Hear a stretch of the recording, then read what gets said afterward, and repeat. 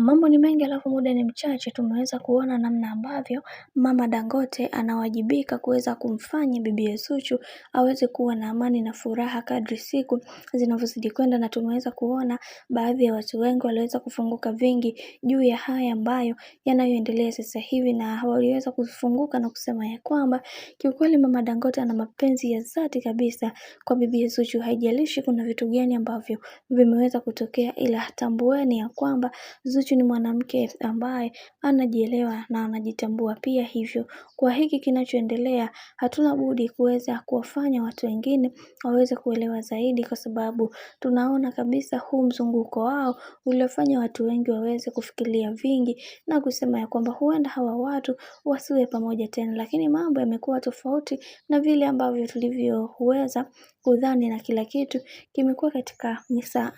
mikakati imara, na wengi wao waliweza kuzungumza vingi na kusema wacha tuone mwisho wa haya yote kila kitu kitakwenda kuwa sawa, maana hiki kinachoendelea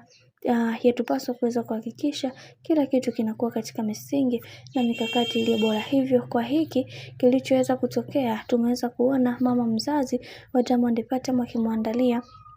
Zuchu chakula, jambo ambalo limeweza kuwavutia watu wengi, na kila mtu aliweza kusema ya kwamba kiukweli yatupaswa kuweza kuhakikisha maisha yetu yanakuwa katika misingi na mikakati iliyo bora zaidi, maana kwa hiki kinachoendelea sasa ni zaidi ya kufuru. Maana mama Dangote amejua kuwajibu watu kwa vitendo. Amekuwa akimsema sana, lakini saa hizi ameamua kuweza kuchukua nafasi hiyo ya kuweza kuwajibu namna vile ambavyo wao wanataka. Bwana, mambo ni mengi alafu muda ni mchache. Mimi naomba nikusihi kitu kimoja, kama ndo mara yako kwanza, basi usisahau kusubscribe, kulike, kushare pamoja na kucomment.